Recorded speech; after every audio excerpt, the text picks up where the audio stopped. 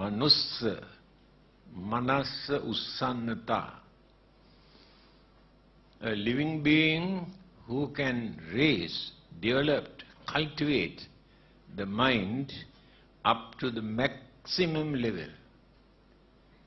That living being is called Manushya. According to the teachings of the Buddha, there are 31 groups of living beings in this universe. So human beings belong to one of these groups.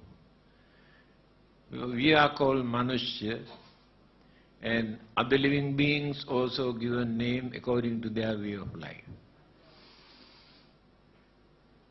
Human mind is such that can be developed either to destroy the whole world or to guide the whole humanity to lead a respectable, noble, harmless life.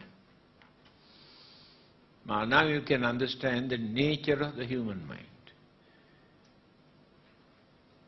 Scientists have developed human intelligence without depending on God or religion, by using their independent intelligence. They have discovered many things. Finally, they have misused what they have discovered for the destructive purpose.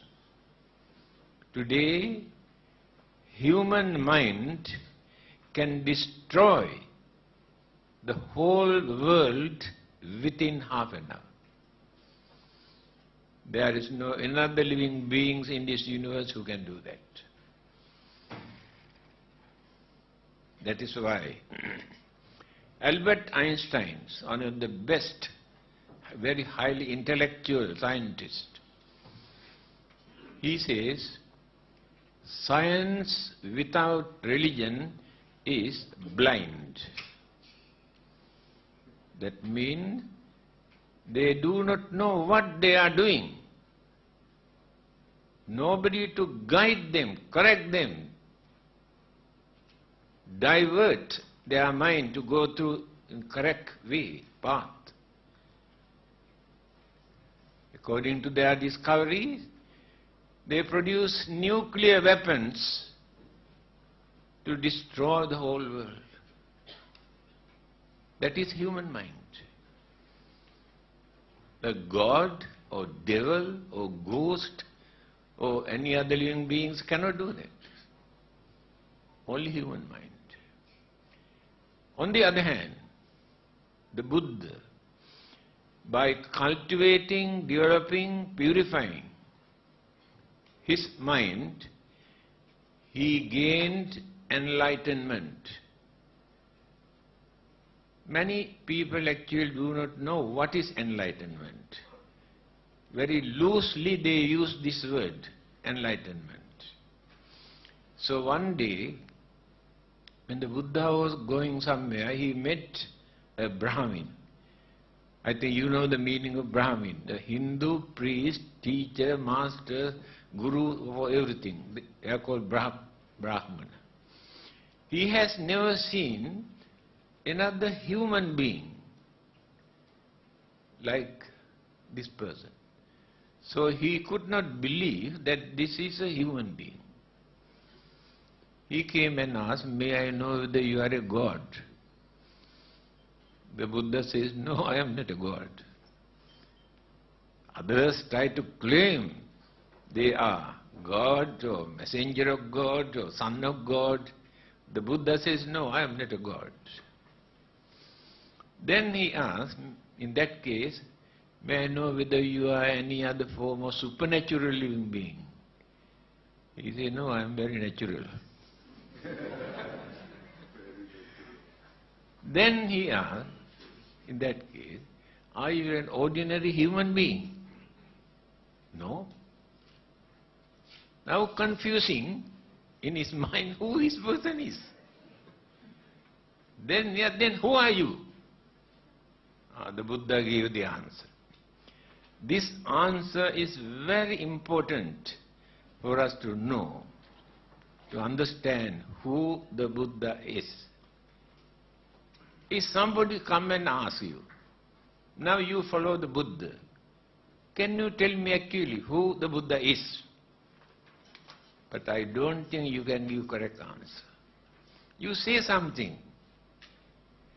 This self-introduction given by the Buddha is very meaningful. We can understand why he is called enlightened one. He said in his own language, Abhinyeyang abhinyatam. I understood everything that which exists in this universe. Bhavetabbancha bhavitam. I have practiced all the great qualities, virtues, morals, principles and good qualities in this world. Pahatabbang pahinang me. I have eradicated, uprooted all the wicked, cruel, harmful, immoral thoughts, words and action. Tasma buddhosmi brahmana. Therefore, I am not a god, not an angel, not an ordinary man, I am the Buddha. This is the meaning of the Buddha or enlightenment. Buddha is not his name. Buddhi in Sanskrit, Pali languages means wisdom. Buddhi. Buddha means person who got that supreme enlightenment. That person is called the Buddha. So, you can understand how difficult it is for a person to develop his mind to know everything that which exists in this universe. He has not done this within one lifetime. Life after life, by practicing parami or perfection, he went on cultivating, developing, knowing, understanding all the existing things. That is why the Buddhas are very rare. Now, 2,500 years ago, Sakyamuni, the Buddha appeared. But we do not know how many thousands or how many millions of years we had to wait to see another Buddha. That is the most difficult task in this world, becoming a Buddha. Cultivate all the great qualities, virtues, principles, morals, and eradicate all the evil, wicked, cruel, harmful, immoral things. Take for instance how difficult it is. Now all of us have jealousy. Jealousy is very minor weakness. We know we never gain anything because of our jealousy. We create very bad atmosphere, we create enemies for nothing. Even then, can we completely eradicate the jealousy from our minds within one lifetime? There's no one who can do that. Here, Bodhisattva, before becoming a Buddha, he is called Bodhisattva. Bodhisattva means, Bodhi means wisdom, Sattva means person. Person who was working to gain supreme wisdom is called Bodhisattva. So as a Bodhisattva, life after life he went on developing, cultivating, eradicating evil things. Then purified the mind. It is impossible for us to find out another human being who has purified his or her mind, can behave as cultured, understanding, kind, honest person. But the evil thought, the roots of the evil thoughts are in the mind. Circumstances, environment, temptation, irritation, flare up.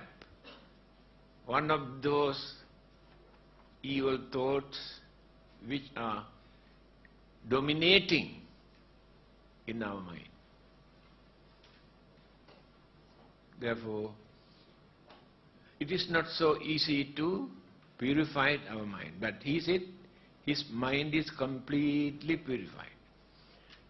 The purity of the mind and the supreme wisdom, knowledge, understanding, realization he had combined together. Then the brightness is there. In his first sermon, Dhammacakka Sutta, the Buddha says, Aloko udapadi. Brightness arose in his mind that he never had before. In our mind, there is no brightness, because mind is in the dark. There are so many dark clouds around our mind. Greed, selfishness, anger, jealousy, grudge, ill will, all these are dark clouds moving around our mind. Therefore, mind is in the dark. That is why we cannot understand, we cannot see things properly. We create our own imagination, wrong concept, wrong belief, wrong ideas, because we cannot see the reality in life or anything that which exists. So the Buddha has done this. Then after gaining enlightenment, he advised. There were 60 Arahantas. Arahanta means those who have completely purified their mind. They are perfect saints. They are not enlightened. They are perfect saint. He said, Charata bhikkhave charikang bahujana hitaya bahujana sukhaya lokanukampaya atthaya hitaya sukhaya deva manusana. This is the first missionary religion in this world. Buddhism is the first missionary religion. After training these 60 Arahantas, the Buddha said, Charata bhikkhave charika. Now go forth, go out. Two persons should not go together. Individually, one by one, to spread all over the country.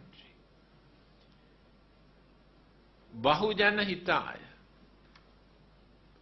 for the well-being of others. It is your duty to guide, to correct, show them the correct path, how to lead a respectable, harmless life. Bahujana hitaya. Bahujana sukhaya, for the happiness of others. Many people are worrying and crying and lamenting and whole day and night, not knowing what to do. But you must go out. and try to make them to understand the nature of their problems and troubles and difficulties that they are facing. Bahujana Sukhaya, Bahujana Hitaya, must have sympathy, kindness, compassion toward them and guide them to lead a respectable life. This is the mission that the Buddha wanted to introduce. He did not want to introduce a religion. He did not want to introduce Buddhism. He wanted to introduce how to lead a respectable, harmless, noble life. That is the main purpose of his message. Later, we have developed his message as a religion. If you analyze this word religion, actually Buddhism is not a religion. We lower the status of the message of the Buddha if we say Buddhism is a religion. What is the meaning of this word, religion? It is a Latin word, religio. Religio means binding. So when they created this word religion, they interpreted binding to God. That is religion. If religion means binding to God, we cannot say Buddhism is a religion. Why? Addressing those 60 Arahantas, Buddha says, Muttohang sabba pasehi ye dibba ye chamanusa. Now, all of us are liberated, released from divine and human bondages, fetters. Yeah? Binding, but Buddha says you want to release, not to bind him. That is the Buddha's message. But we are doing so many things in the name of the Buddha, in the name of religion, according to our way of life. Our culture, our traditions, our way of life. But this is, today we accept as a religion. Anyway, just now I mentioned the nature of the human mind.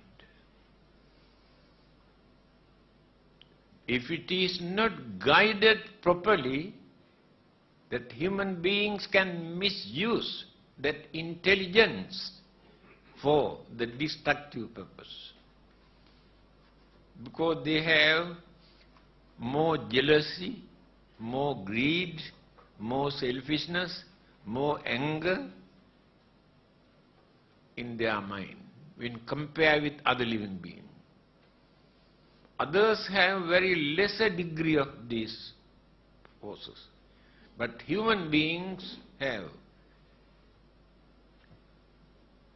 these evil forces which create, persuade, encourage, force them to create endless problems, troubles, disturbances, violence, bloodshed, war.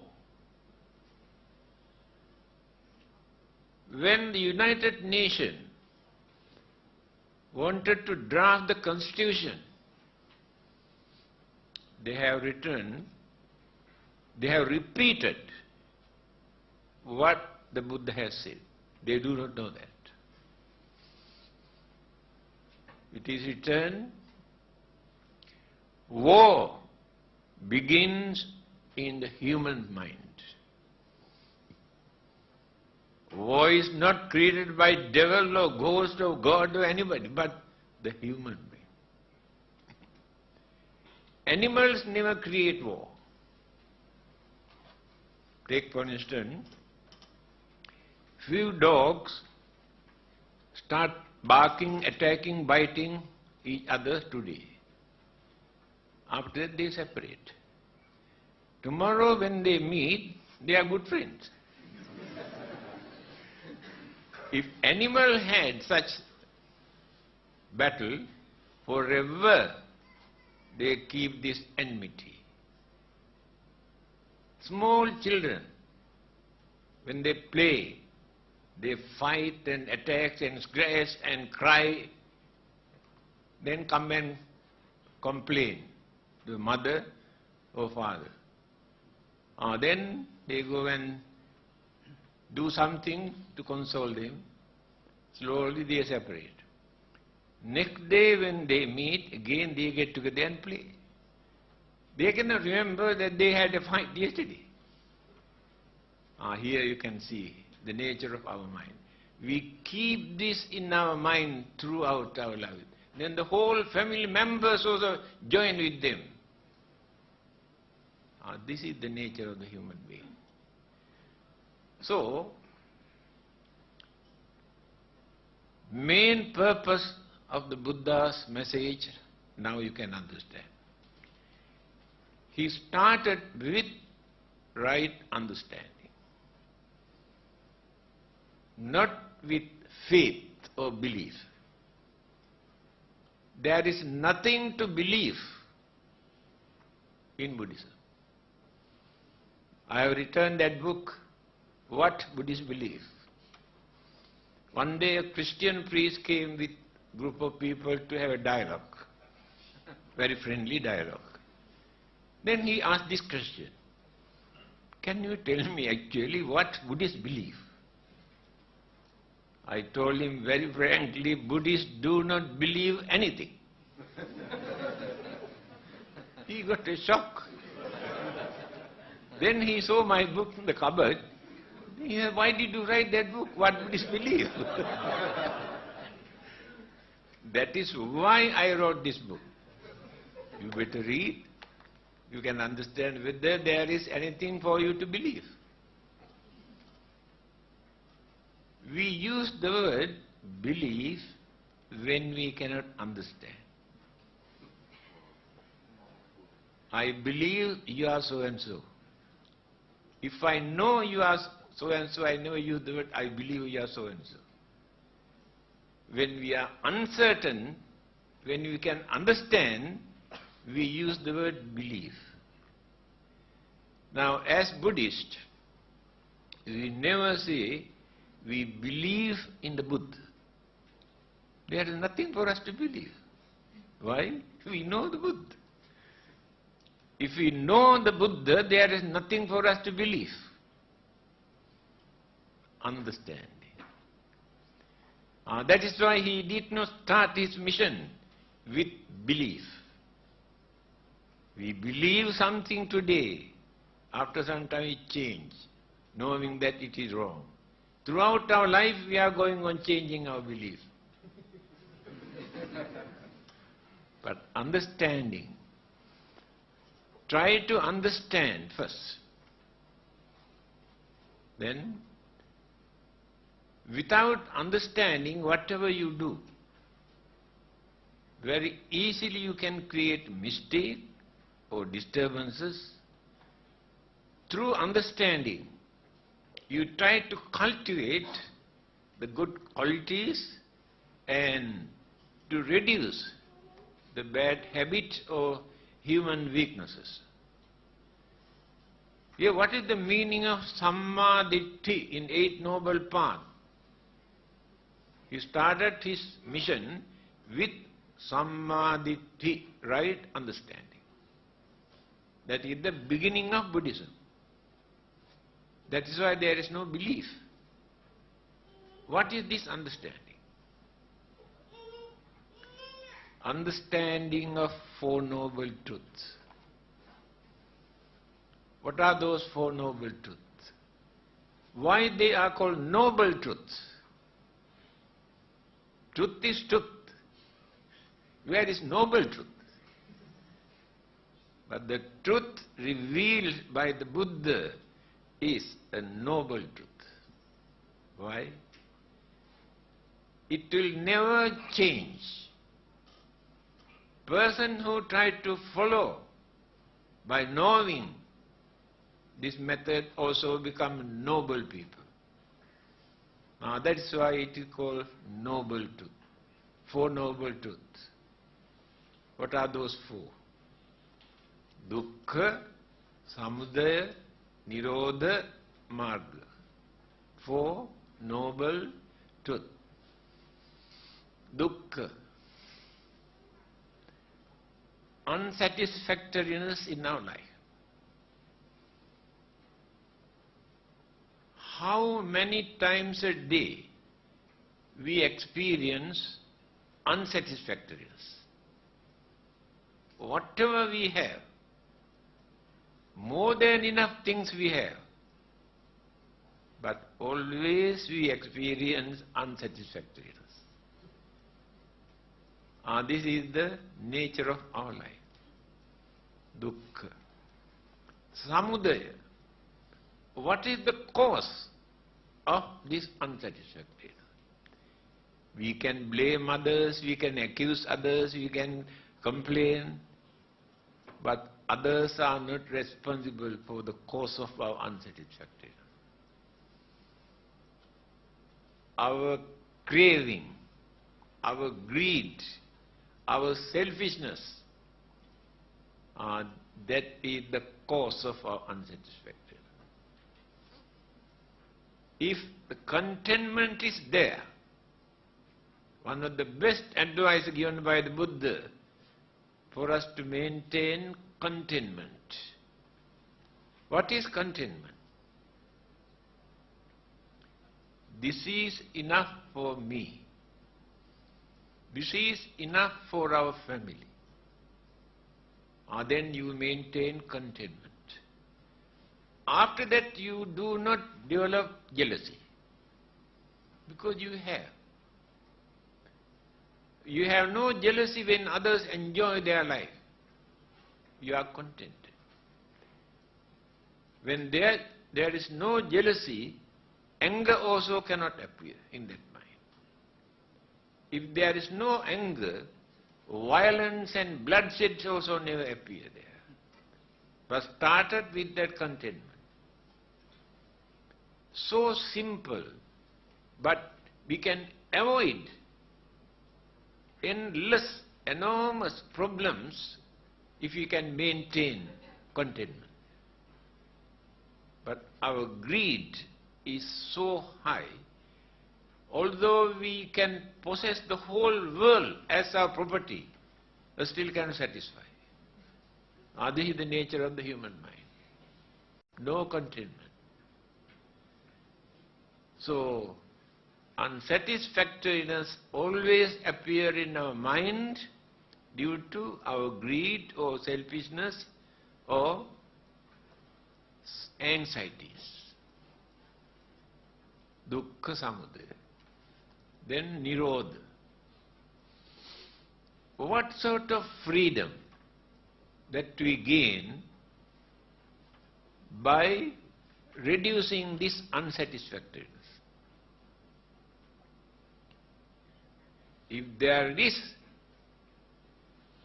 satisfaction in our mind, there's no trouble, no complaint, no worries, no disturbances, because satisfaction is there. Why there is no satisfaction? We have trained the mind not to develop craving, our greed and so many other things. Then release. Mind is relaxing. That we call nirvana. Nirvana means complete freedom from unsatisfactoriness, physical and mental pain and sufferings and unsatisfactoriness that we are facing. Nirvana is not a place, not a planet, not a different world. We achieve, we gain. We cannot go to Nirvana. That word is wrong. I want to go to Nirvana. No one can go to Nirvana. You can bring Nirvana. When you reduce all these evil forces from your mind, you bring Nirvana into your mind. That means you are completely free. All these worries and problems and troubles and suffering that you are facing today. Then the last one is Magga.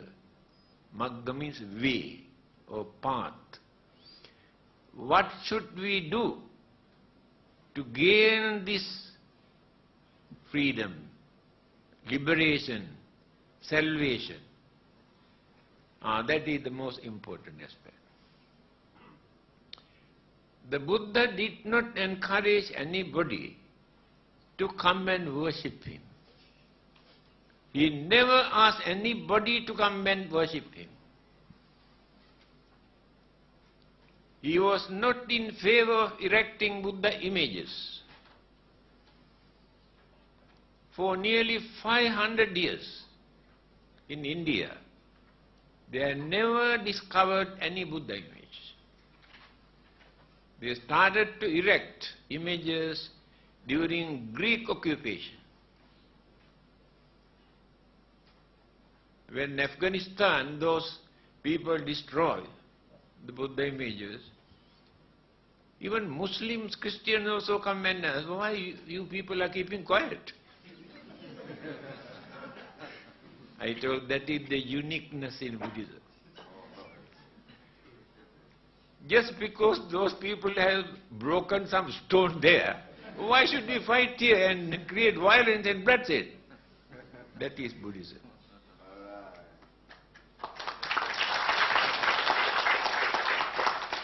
Again I told them, if people followed the Buddha, there is no image for them to destroy today. Without any image, we can practice the teachings of the Buddha. Not only image. When the Buddha was alive, one of his disciples called Vakkali, every day he come and sit down in front of the Buddha and watching, just like watching television. Buddha asked Vakkali, what are you doing here? Then he told, when I look at your physical body, your complexions and features and the serenity and everything gives a lot of happiness. That is why I like to come and watch. Then the Buddha said, now you can understand who the Buddha is. In his own word, Kinte Vakkali imina putikayena duggandhena sarire. Vakkali, by watching this dirty, filthy, impermanent physical body, what do you gain? Nothing. You entertain your emotion. That's all. You cannot see the Buddha by watching the physical body. There is no difference the Buddha's body or your body or my body. Body is body. That is why Buddha said this dirty, filthy, impermanent physical body. What do you gain? Nothing. Yo dhammang passati, so mang passati. Then the Buddha said, if anybody want to see the real Buddha, try to understand the Dharma taught by the Buddha. Through this Dharma, through his teaching, you can create the real Buddha in your mind. All the others artificials. Real Buddha you can see. If you come to know what the Buddha has said, correct. You create a real Buddha in your mind.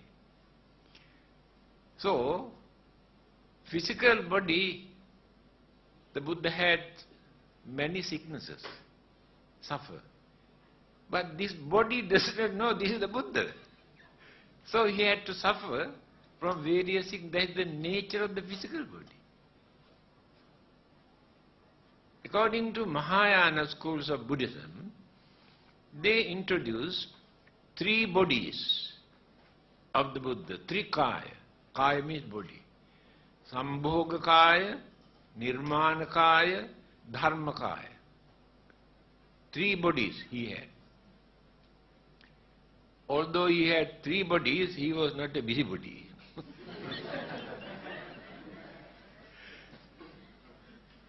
Sambhoga kaya, the body that he used to preach, to talk, to guide, lead others. He used Sambhoga kaya. To eat, to sleep, to take bath, to go to toilet, he used Nirmana kaya. Dharma kaya, doctrinal body. After his passing away, Sambhoga kaya disappeared. Nirmana kaya disappeared. Dharma kaya exists.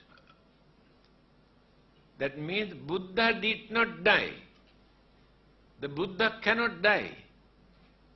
That physical body and the activities that physical body maintain, everything died. Activities by using the physical body, but not the dharma, not with this enlightenment. This dharma kaya exists forever. This is for people to understand. Buddha is not dead. Others come and criticize. Buddha is not a god. He is a man. He is dead and gone. Why do you want to worship? Why do you want to pray? What do you gain by worshipping this dead man? That's why they try to convert others into their religion by using this word. But you don't know what to say. When they come and criticize like this, you do not know what to say. Here, you can say, Buddha did not die. Remember this. Dharma kaya, dharma body. In his teaching it is mentioned, whether the Buddhas appear or not, dharma exists forever in this world. That dharma body of the Buddha never dies. After gaining enlightenment, immediately after he recited this word, Paturahosi magadesu pubbe dhammo asuddho samale chintito. This dharma that I understood through my enlightenment is not a new dharma, new doctrine. This dharma existed long ago in this country, but people have forgotten, misled, misinterpreted, completely polluted. That is why the Buddhas will appear from time to time to reveal the hidden, spoiled, polluted dharma, to bring them into the correct path. That is the duty.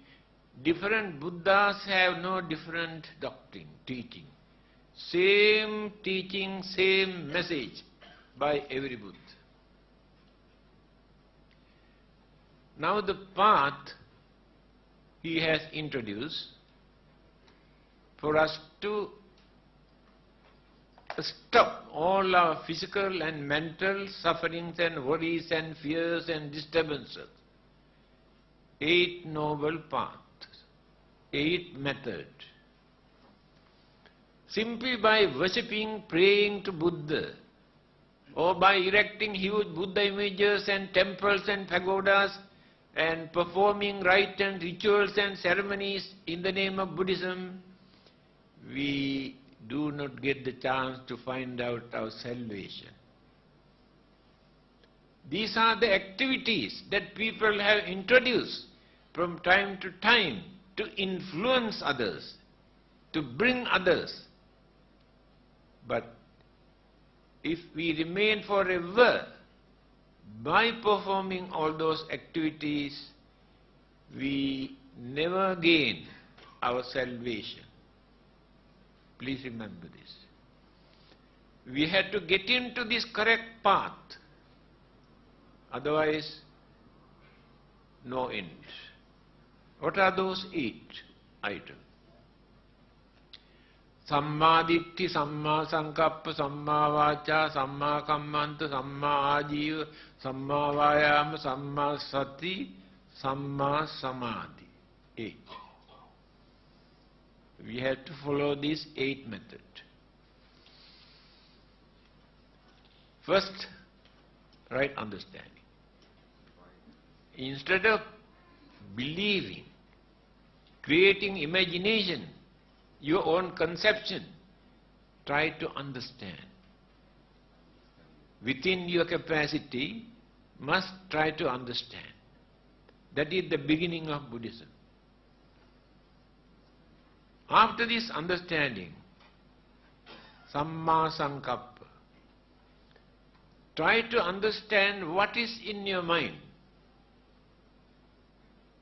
We know everything in this world, what is happening all over the world, but we do not know what is happening in our mind. This is our need. So his advice is, you must try to know, try to understand what is in your mind.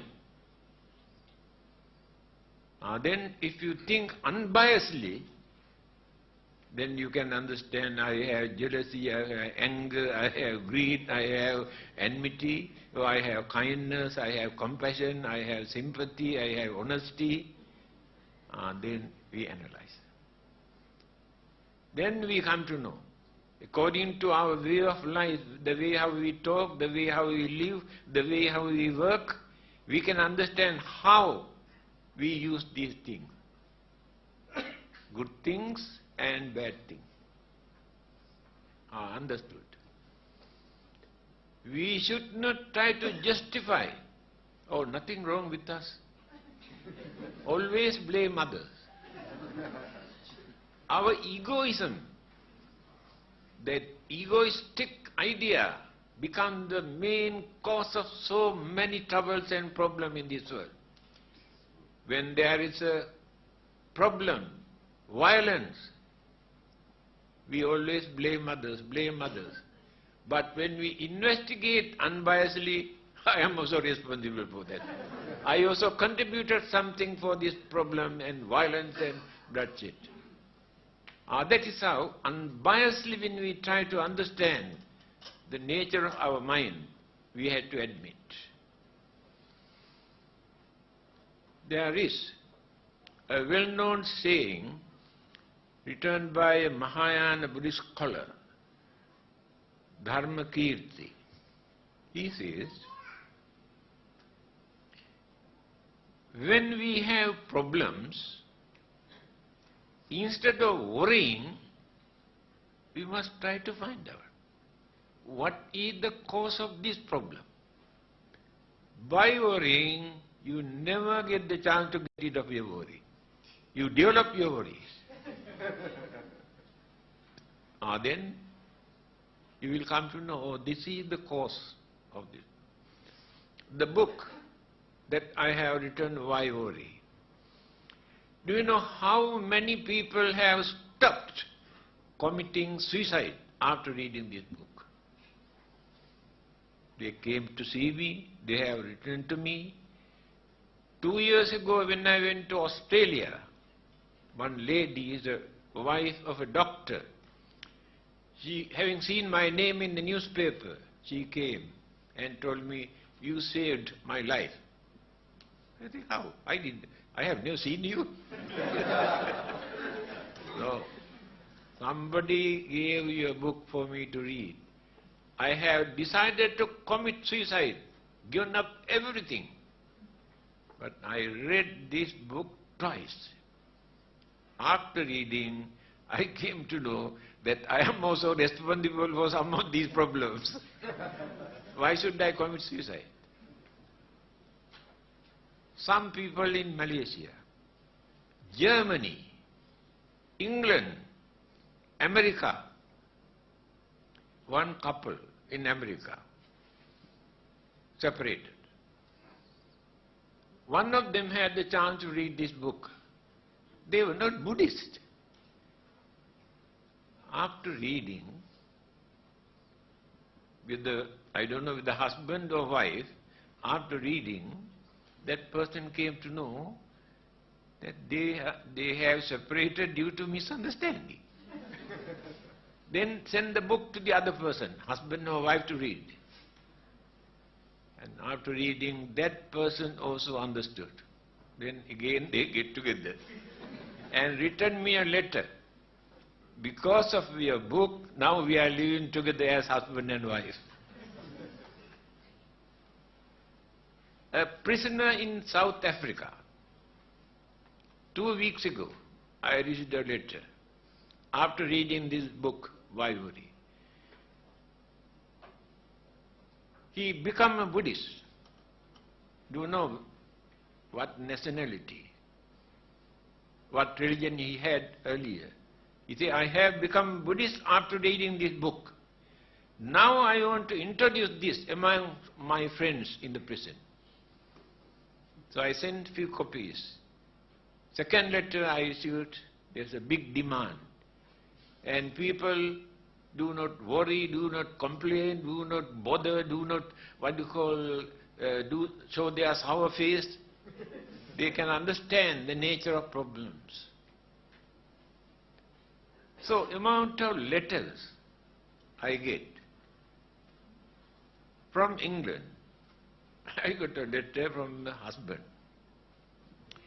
My wife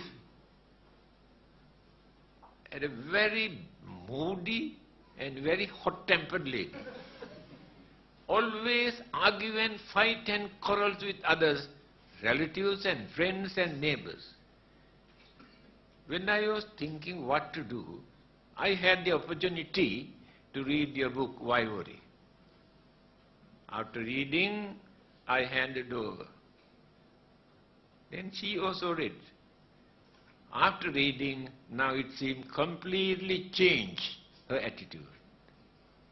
Now she is very understanding and very peaceful wife. This from England. From Germany, I got a letter. Your book, Why Worry, I use as my Bible. Always I keep this under my pillow. When I go to bed, I read at least 2 or 3 pages. Because I know how to console my mind after reading this book. Here, we create our own imagination. Because of our greed or jealousy or anger or discriminations, we are not ready to admit that these are wrong attitudes. We suffer because of our own evil thoughts and blame others. You can understand this when you change your way of life through your understanding. Now here, 8 noble paths. The Buddha advised, first one, try to understand. Then try to find out the nature of your own mind. Then, Samma Vacha. How to talk. Art of talk. We talk, but we do not know what we talk. Create unnecessary misunderstanding, enmity, argument, because we have not learned how to talk. We had to learn. Talked mindfully.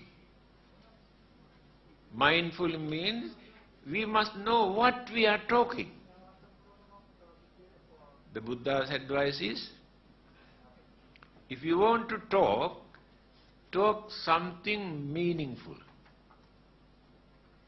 If you haven't got anything meaningful to talk, better to observe silence.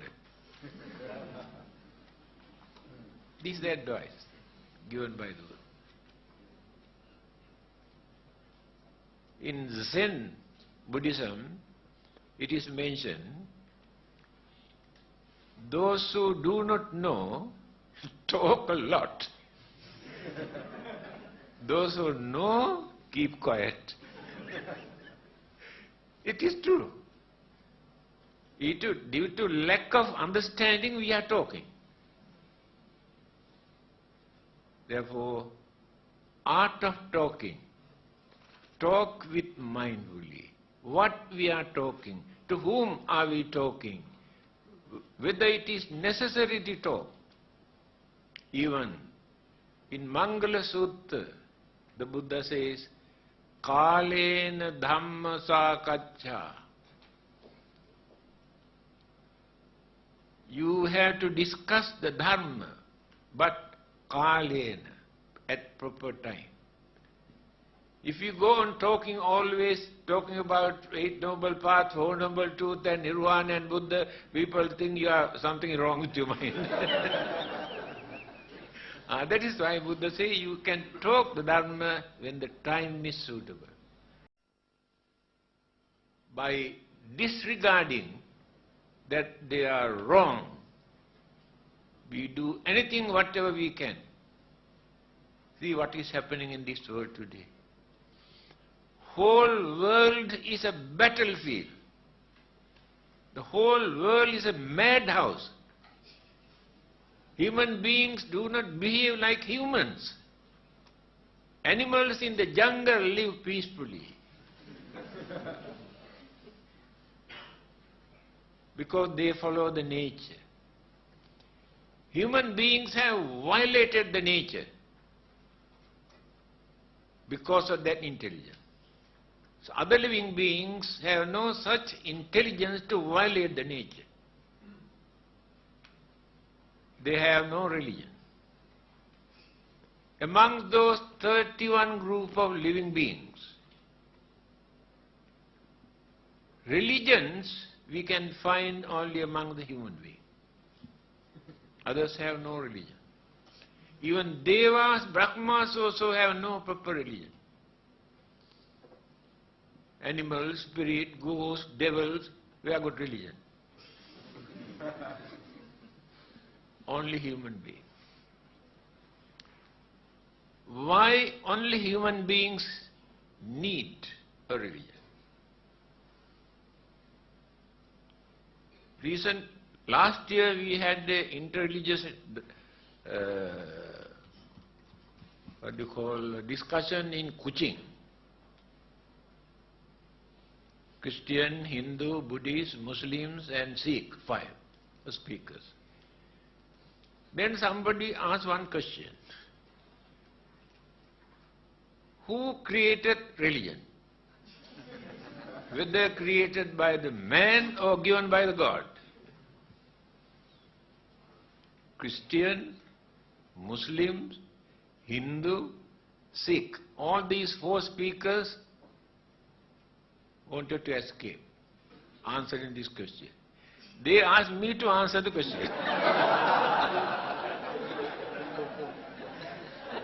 Then I knew they want to escape.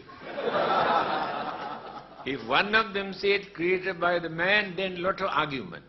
If another group say no, given by the God, then so many arguments. That is why they wanted to avoid. Then I thought, why not? I also escape.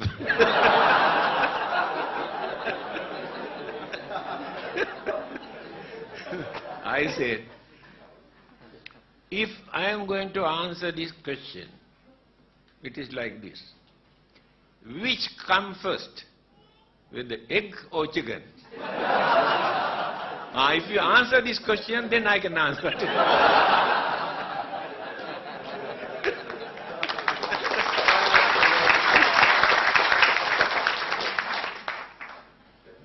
So, you must understand what we talk and what we do. Think mindfully to avoid evil, wicked, cruel, harmful things. To cultivate good things. Talk something meaningful which are important. By thinking, by talking, by doing something, we create good karma and bad karma. Mind itself creates good karma as well as bad karma without doing anything. By talking, we create lot of bad karma and lot of good karma. And by doing certain things for our pleasure, for our living, we do many bad karma and good karma also. We never think. Now, hatred, ill will, and strong misconception that we maintain in our mind. There is no such thing as moral or immoral. We must have freedom to do anything whatever we like. That is called mithya, the wrong concept. We don't believe that there will be another life after that. This is the only one. Without studying, without thinking, without observing, simply say, we don't believe that there will be another life. This kind of concept, if we maintain, these thoughts create bad karma. By talking, to hurt others' feeling, scolding, accusing, blaming, criticizing, condemning others, we pollute our own mind, our purity in the mind. Hurt others' feeling, create bad karma. We talk to others to console. When they have fear, worries, disturbances, we go and talk to them to console, to reduce. Those who are suffering from sicknesses, we can go and console them, talk to them nicely, to reduce their fear and worries. By doing that, we create good karma, to console others. By doing certain things, you can understand very easily. We can slaughter thousands of others, living beings, for our living, for our pleasure. We can do any dirty, vulgar, immoral things for our pleasure. Read newspaper every day what is happening in this world. Animals never behave like this. In one of the discourses, Buddha has said, dogs are better than human beings. Do you know that? Yes. Male dog never disturb female puppies.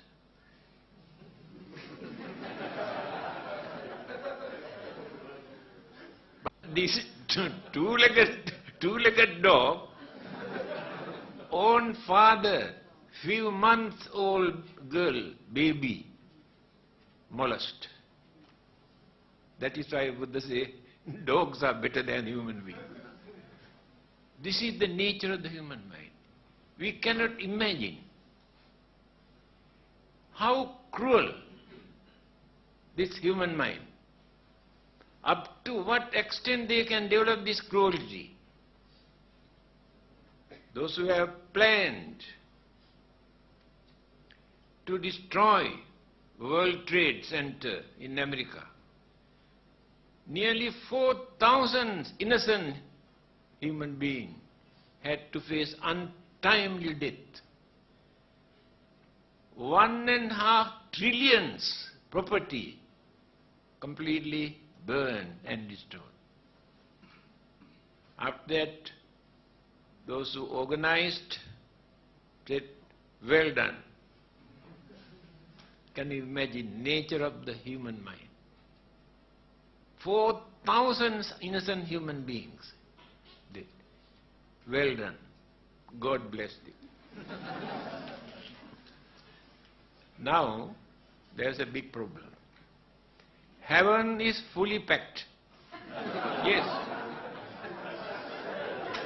No. All those who destroy the followers of other religions are in heaven. Fully packed. That is religion. Now, this is the nature of the human mind. Now, that is why we must know what is in our mind, the nature of our own mind. Then, action. Samma ajiva. Right livelihood. Action. Samma ajiva. Right livelihood. For our living, for our survival, we do certain trade, certain business to make money. Yes. There are 5 things Buddha has mentioned. Goes against the right livelihood. What are those 5 things? Now you rear animals by selling to gain an income. Whether chickens or pigs or cows or any kind of living being you rear to make money. It is not right livelihood. Again, you want to do the business by selling meat. You go and order the slaughter chickens or pigs and sell, make money. Not the right livelihood. You want to make money by selling poisons that people use to destroy others' life. You can make money by selling dangerous weapons, even time bomb or suicide bombs. It is not a right livelihood. You can make money by practicing slavery. Practicing slavery means by selling living beings or human beings. It was a very big business at that time. They catch innocent human beings, bring them into the market and sell. Are still going on. They catch children, innocent girls, carry them here and there, make money. Slavery. These are the 5 things Buddha has pointed out. It is against the right livelihood. If you want to go to the correct path, you must try to avoid, keep away from these 5 things. Samma ajiva. Samma vayam, right effort. Not by using your body, your mind. You had to strengthen your mind. When evil thought appear in your mind, train your mind not to do that. When the good thought appear in your mind, develop your mind to do that. Religion is important for this purpose. When you observe the 5 precepts, you recite one word. Say, Pānātipātā Veramani Sikkhapadam. Sikkhapadam Samadhiyāmi. What is the meaning of this word? Sikkhapada. To train the mind. Tranquility in the mind. That means When the mind is pure, any objects that we take into the mind, we analyze unbiasedly. Try to understand thing as it is, not as it appears. We always look at things as they appear, not as they are. Through this, we come to know the reality in any existing thing. That is why the Buddha says, Yang kinchi samudaya dhammang sabbantang nirodha dhammang. Dhammacakka Sutta, the first sermon. If you can concentrate on this, you can avoid so many problems and worries and disturbances that you maintain. What is the meaning of this? If there is anything that which come into existence, yang kincha samudaya dhamma, component thing. What are the component things? Element, energies, mental energies, all combined together. Then the life or the things, the planet or the sun and the moon, things come into existence due to combinations of these elements, energies. But sabbantang nirodha dhamma. But all those things that come into existence never remain forever, without changing, without decaying, without disintegrating, dissolving. That is the universal law, not created by any God or any Buddha or Bodhisattvas. Universal law. All these things now exist in this universe. You think they remain forever like this? No. Changing, decaying, and disintegrating. The component thing join all together, element and energies. The binding factors, energy, start to loosen. After some time, then slowly, then elements and energies cannot agree. Then confusion, then trouble. Changing, decaying, dissolve, disappear.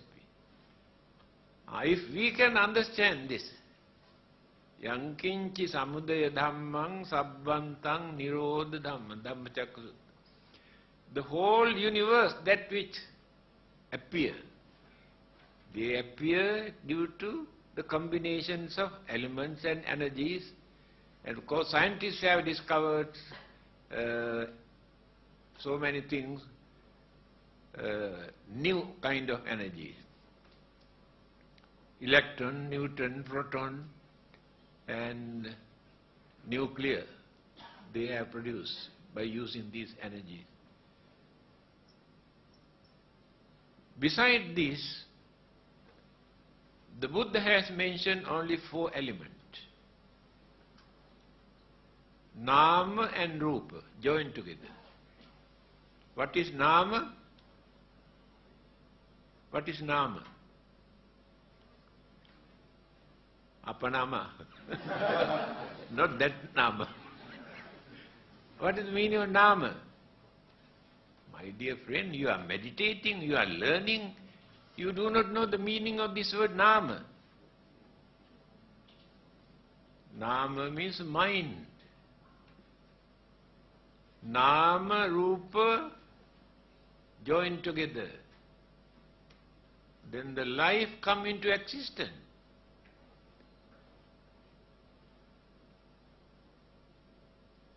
Rupa, what is Rupa?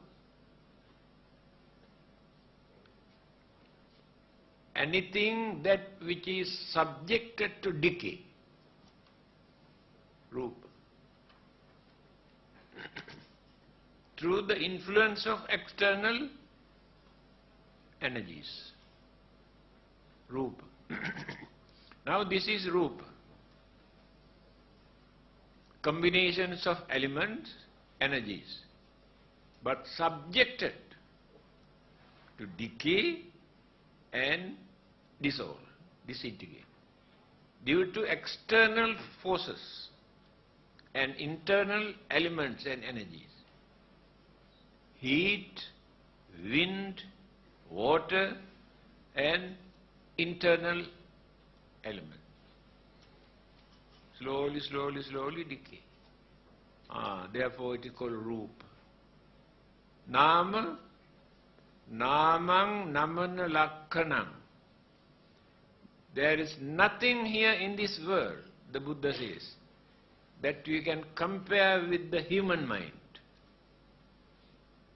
Nahang bhikkhave anyang eka dhammampi samupassami yathaidang bhikkhave chittang. Chittang means mind. He said, I have never seen any other kind of energy in this universe that which runs so rapidly. Namang namanulakkana. Change.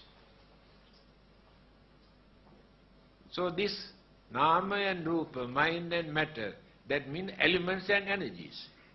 Combined together, the whole universe exists. That concentration, that understanding appear in the mind, completed the journey. That is the mission introduced by the Buddha. That is the religious values in Buddhism. And this is the way how to practice Buddhism. So,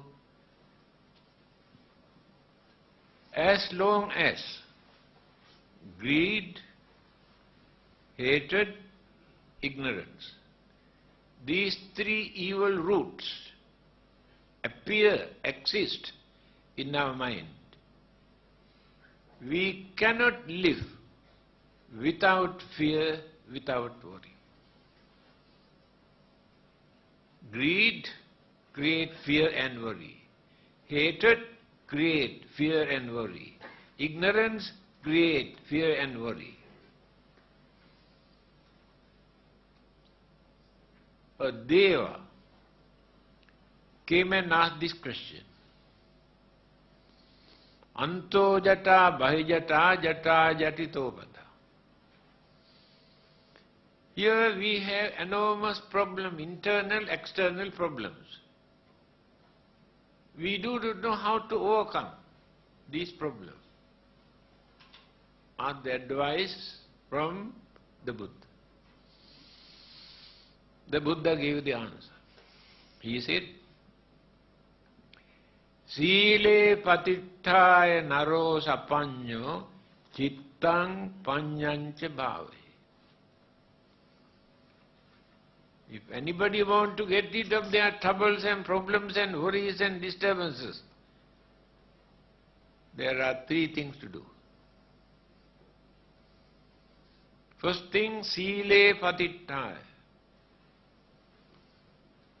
Try to uphold your principles, your precepts, your morals. By violating these things, whatever you gain, whatever you do, you never become, will be free from these problems. You must have some sort of principles. That is the first thing. Sile patittaya naro sapanyo. Chittang panyancha bhave. Chitta. Then you must know the nature of your mind. You must know how to train and tame and culture your mind. By keeping all the evil forces in our mind, we pretend, oh, nothing wrong with us. then how can we find peace, happiness? How to avoid worries and fear?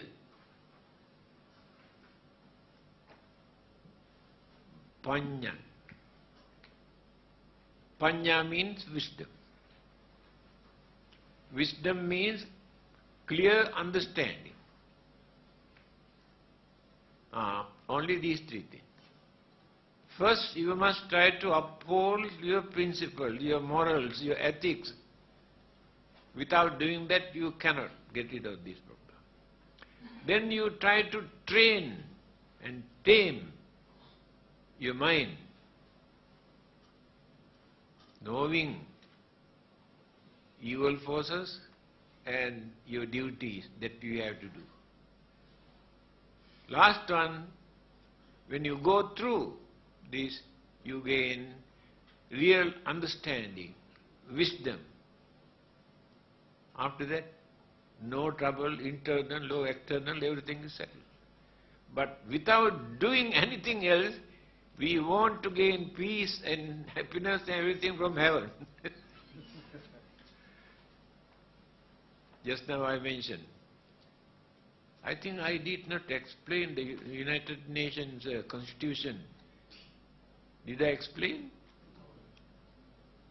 War begins in the human mind. At the same time, peace also must come from the human mind. That I told you, they are repeating what the Buddha has said. People pray and worship, asking peace from heaven, from God. We are fighting and quarreling and killing, we go and pray, come back and again kill. And ask the peace from heaven. That is the way how they practice religion. Mano pubbang gama dhamma. Have you heard this saying of the Buddha? In which book? In very popular Buddhist book. Mano, first line. Mano means mind. Mano pubbang gama dhamma. Double A. Mind is responsible for all the good and bad thing that which exists in this world. Human mind is responsible for all these good and bad things that exist in this world. Not because of God or devils or spirit, but human mind. There they have written there. War begins in the human mind. Therefore, peace also must come from the human mind. Unless they create strong determination to stop their fighting, how can we expect peace from heaven?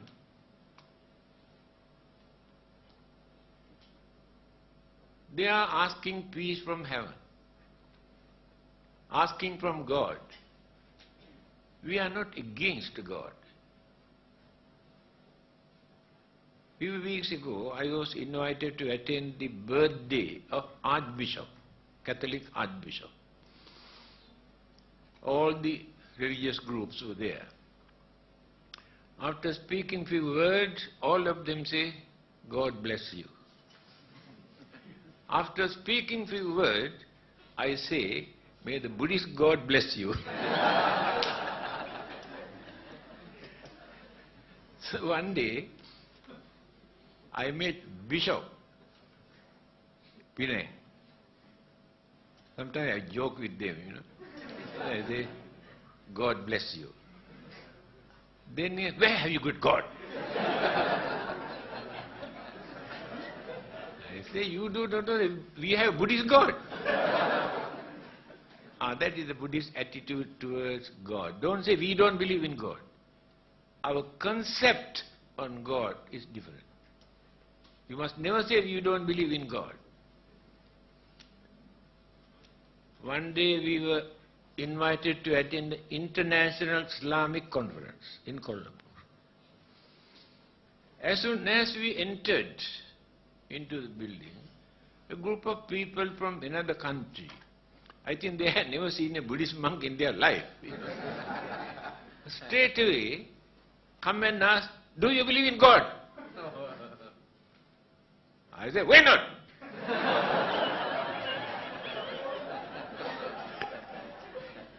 To ridicule his question. That is not the way to ask, where are you coming from? What is your religion? We are very glad to see you that you are here. And by the way, may I know what is your concept on God? That is the cultured man's way of talking. So straight away come in and do you believe in God? I said, why not? Finish.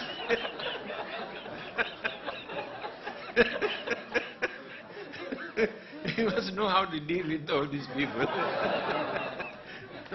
What is the time now? It started at 8:30, isn't it?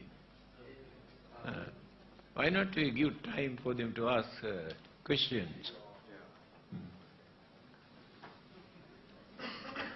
Thank you, Chief Reverend, for a very enjoyable and, I'm sure, beneficial talk. I now open to the floor for questions. For the benefit of those sitting at the back, can you please relay your question through the mic? There are 3 mics provided on the floor. As time is limited, we have roughly about 20 minutes left.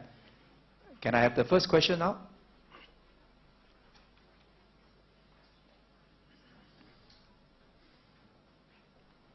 I see somebody going to the mic.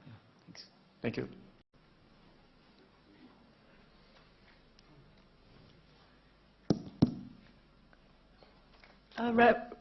Venerable, actually I have, I think, questions which I always encounter with the non-Buddhists.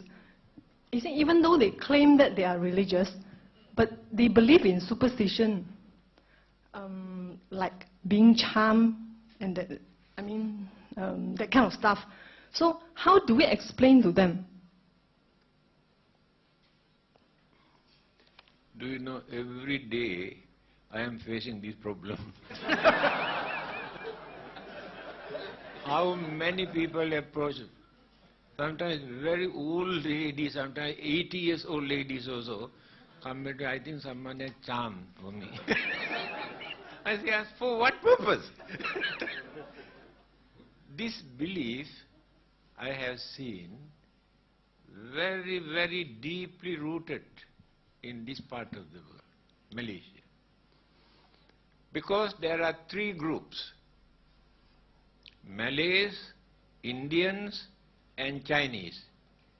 Malays learn from Chinese, Chinese learn from Malays, Malays learn from Indians. So many superstitious beliefs. So it is very difficult for us to take out this from mind. And sometimes people come with sour face and crying and worrying. Reverend, I have one big problem. Then I say, you are very fortunate. You have only one problem. We have so many problems. Then he start to laugh. Then I can go on talking. So when he goes out with smiling face, he goes out. You must know how to talk according to their knowledge, education, understanding capacity. To some people, whatever we talk, no effect. Then what we do? All right, don't worry. We give something. You better keep this with you. This will protect you, nothing will happen to you. Ah, very happy. That is the technique, you know. Simply by talking, we cannot. Now, if immune system in our body, any amount of medicine what we take, no effect. Exactly like that.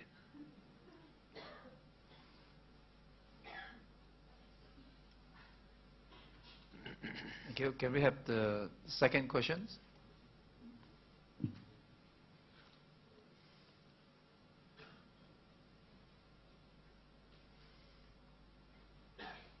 I'm sure everyone here, a lot of worries and fear. I have a lot.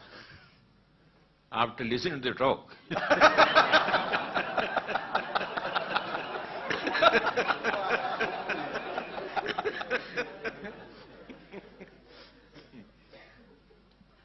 Yeah, that's a question. Good evening, Reverend.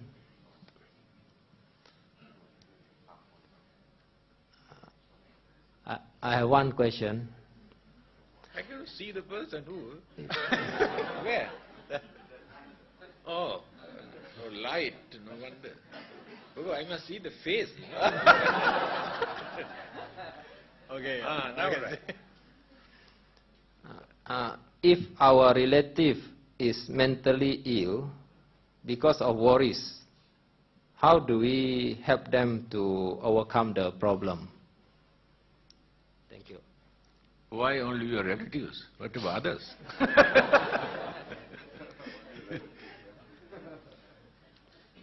Many people are facing this kind of problems, but we had to deal with them, handle them according to their understanding capacity, how far they can understand things, whether they can understand what we are going to talk, or if they had no such possibility, no point of talking or advising, then try to adjust another technique. There are various ways. So, I told you, worries and fear and suspicions are natural. But some people increase by taking very seriously. One incident, some people take so seriously into their mind and worry and get angry. And all the others never take seriously, just neglect. They have no worries, no fears. So it depends how we take things into our mind. That's what we have to develop our understanding. So, we cannot control. The Buddha could not control some of his own disciples who were staying with him. Devadatta, very cruel, very wicked, very jealous disciple related to the Buddha. Throughout his life, all the advices given by the Buddha, he did not accept. No one can change the mind by force. No one can change the mind of another person. Impossible. The Buddha also cannot change. The Buddha could not change the mind of Devadatta. He could not change the mind of Channa, another disciple, very stubborn. When the Buddha was about to pass away, Ananda came and asked the Buddha. Channa became a very arrogant and very stubborn disciple of the Buddha. Ananda came and asked, now please tell me, what are we going to do with this man when you are gone? The Buddha said, you must give him capital punishment. Do you know what is capital punishment according to the Buddha? No one should go and talk and invite him for anything. Because way of life at that time is not like today, 2,500 years ago. They had to depend on each other for their survival, for their food, for everything. Now everybody is completely neglected this monk. After a few weeks, he realized it is due to his mistake that they treat me like this. Then understanding appears. See the technique given by the Buddha. Therefore, whatever advice that we give, we cannot change others' mind. One person cannot change another person's mind, but can give ideas or method or technique to think and understand and change. Now, after listening this talk, today. Some people say, actually I have to listen, that reverend who gave a talk created anger in my mind. Some others say, oh, he created a lot of happiness in my mind. You are wrong. I cannot create that. After listening to me, you created that in your mind. Your anger or happiness, you created in your mind. I cannot create in your mind. Therefore, if people are not ready to listen, by talking we cannot do anything, but there may be so many other techniques, the method. Thank you. Any more questions? We still have 10 minutes more.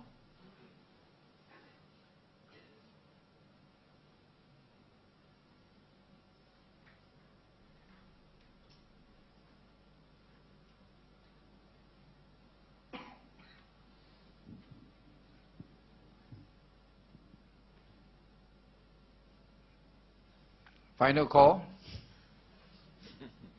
It's a rare opportunity we can bring the chief down to Sabah. Oh yeah, just 1, 2. Okay. Venerable Sir, I was working as a nurse some time ago, and I was working in intensive care unit. What I would like to ask is, when the patient was on a ventilator, and when the patient is very ill and going to pass away, when the vital signs is dropping and so on, even though he is on medication support and ventilator support, when the doctor finds that or decide that the patient is not going to make it, when he orders to reduce the medication, that means the medication for the heart support, by me doing that, say reducing the medication and all that, do I contribute some kind of bad karma or anything? Can you please comment on that? Thank you. It is a good question. Many people ask. Now, some people maintain the life by putting tube here, tube here, tube here, tube here. So when you remove these things, that person can survive, die instantly.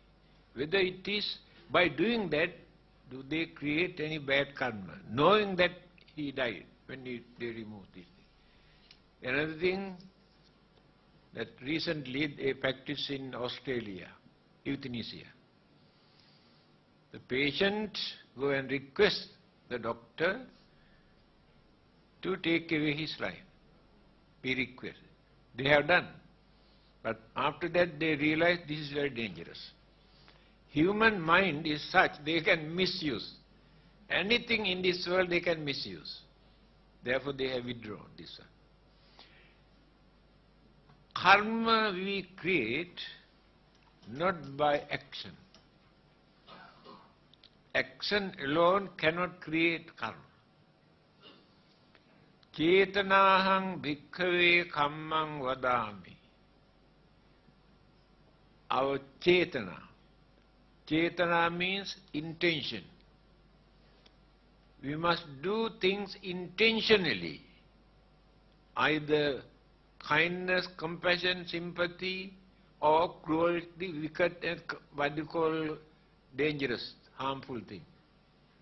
If these things are working in the mind to do this, then it will become either good karma or bad karma. You may do lot of things that which create karma, but they are neither good karma nor bad karma, neutral. Because you did not create that idea in your mind that you want to do that. But action, when you're driving your motor car, how many kills, cats and dogs and some others you may kill. But you never create any bad karma, because you never think that you want to kill them while driving. Therefore you are completely free. But here, person who is going to die, by force we hold on this by putting all sort of tube. When everybody comes to know that this person cannot survive, then they request, why not we remove this thing and to have the end of it. They do not create any idea in their mind that they want to kill this person. But they know this person's life depart from here when they do that. So that action cannot create bad karma. Death means departure of life. Many people still have not realized what is death actually.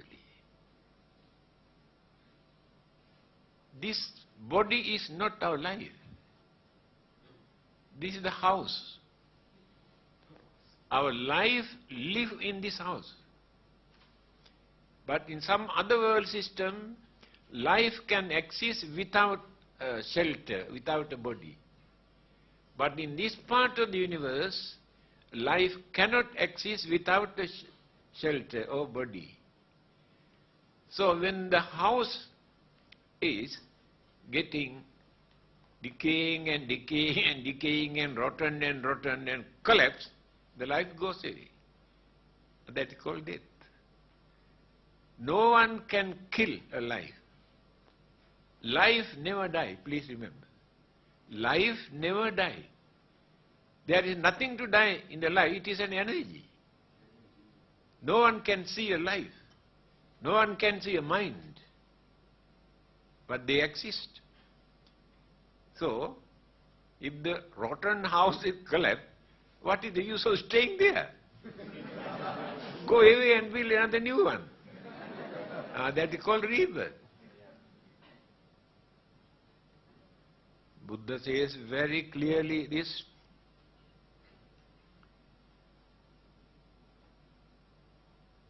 Viññānaṁ mātuguchismiṁ okkamati.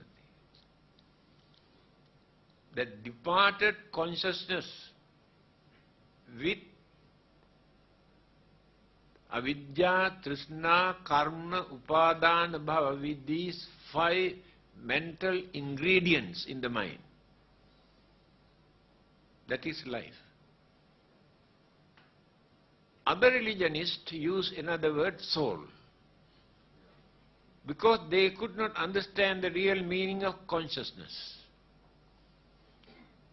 We can explain what is consciousness, what are the ingredients, what are the energies in the consciousness.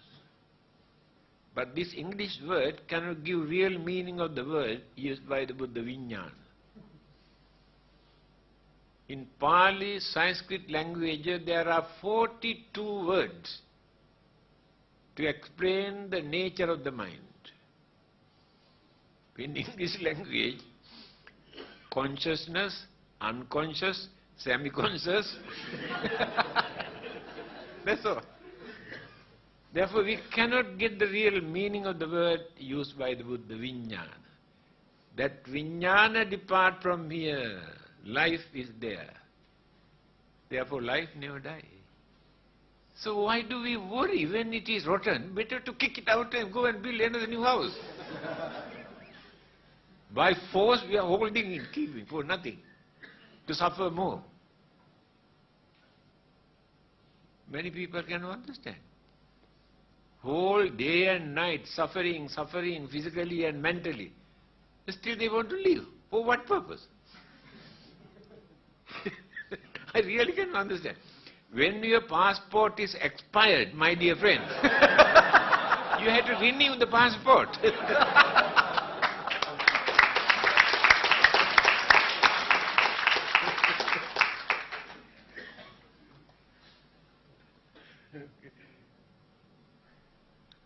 One more final question before we close the session. Oh, you always final. Eh? Renew. Yeah.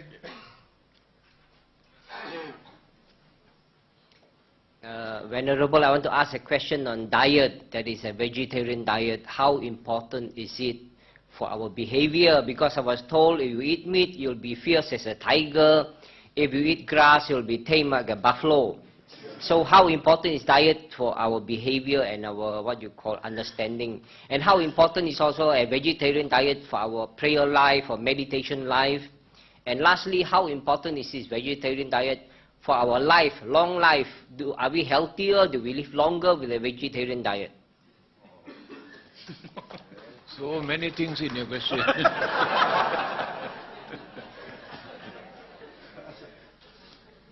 Do you know Devadatta, who tried to kill the Buddha, was a vegetarian? Hitler in Germany, who killed nearly 3 million Jews, was a vegetarian.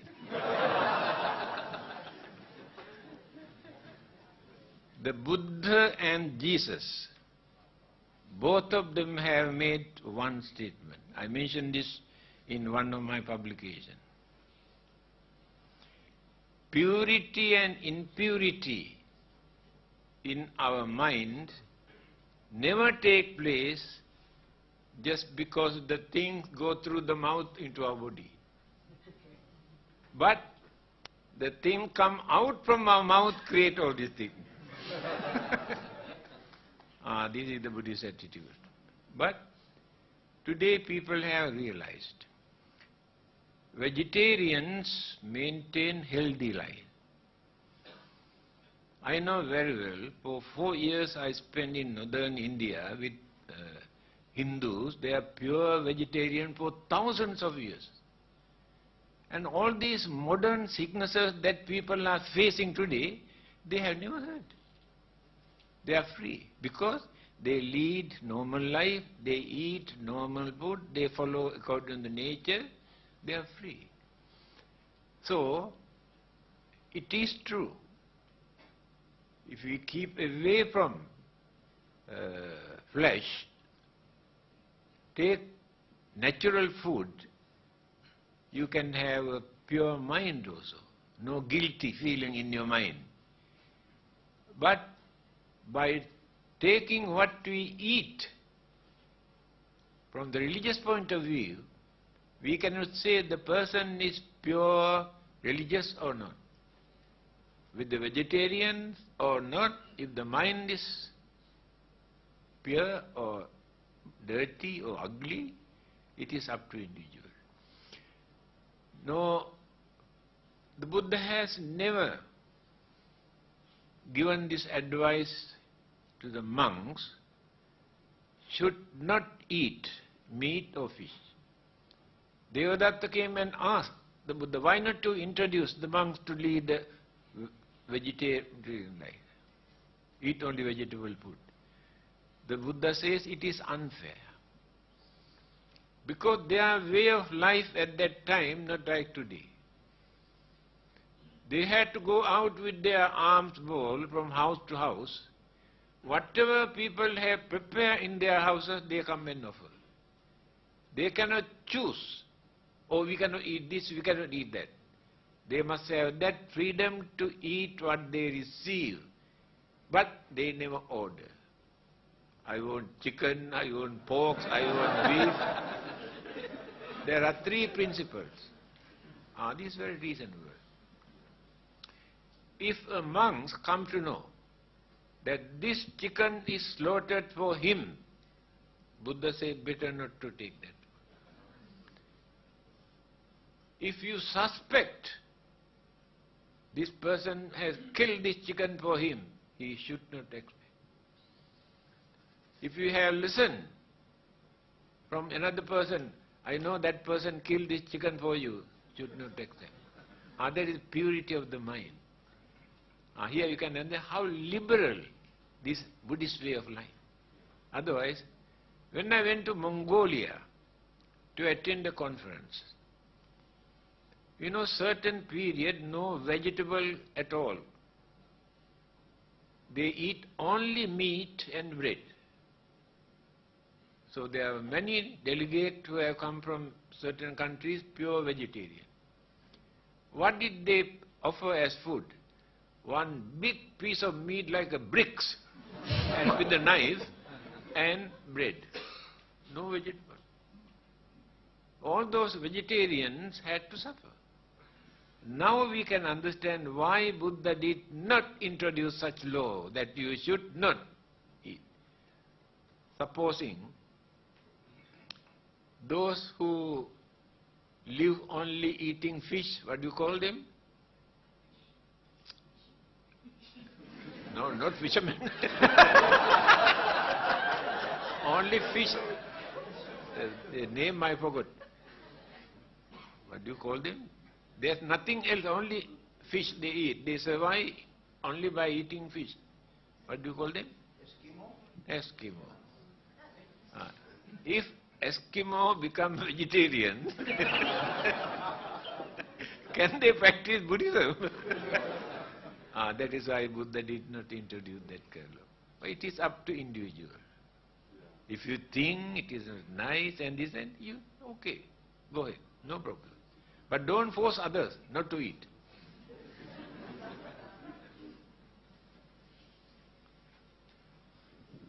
You final one. Thank you, Chief Reverend. We have come to the end of today's session. Tomorrow there will be an informal question and answer session on Buddha Dharma again with Chief Reverend to be held in the KK Zeying Temple from 8 to 9:30 p.m. It's also free and open to all. Those of you who still have questions to ask on tonight's lecture, or maybe in the dreams tonight, may do so at tomorrow's Q&A session. So once again, on behalf of everyone here, thank you very much, Chief Reverend, for sharing with us this very beneficial lecture. I'm sure all of us now know that we cannot live without fear and worries. But we have all learned how to lessen our fears and worries after hearing Chief Reverend's lecture. So on behalf of the organizing committee, thank you to you all for being present here tonight and for your audience, for your attendance, and for being a wonderful audience. Chapter 2, Power of the Mind, will be here on Wednesday night, 14th of August, the same time in this hall, where Chief will share with us how to develop this mental power. There will be a few announcements after Chief Reverend's departure. Please. Sabba sanghanubhavena sada suttivantu te nakhattayak bhutanam papaggaha nivarana parittassanubhavena hantva te sangupadve yandun nimittang avamangalancha yochamanapo sakunasraddo papaggaho dusupinang akantang Buddhanubhavena vinasamentu, Dhammanubhavena vinasamentu, Sanghanubhavena vinasamentu, Dukkhapatta ca niddukha, Bhayapatta ca nibbhaya, Sokapatta ca nissoka, Hontu sabbe pipanino, Sabbe buddha balapatta, Paccekanam cayang balang, Arahantanam ca tejena rakhang bandhami sabbaso. Sadhu, sadhu, sadhu. Good health and peace of life to all of you. Thank you. And one bow.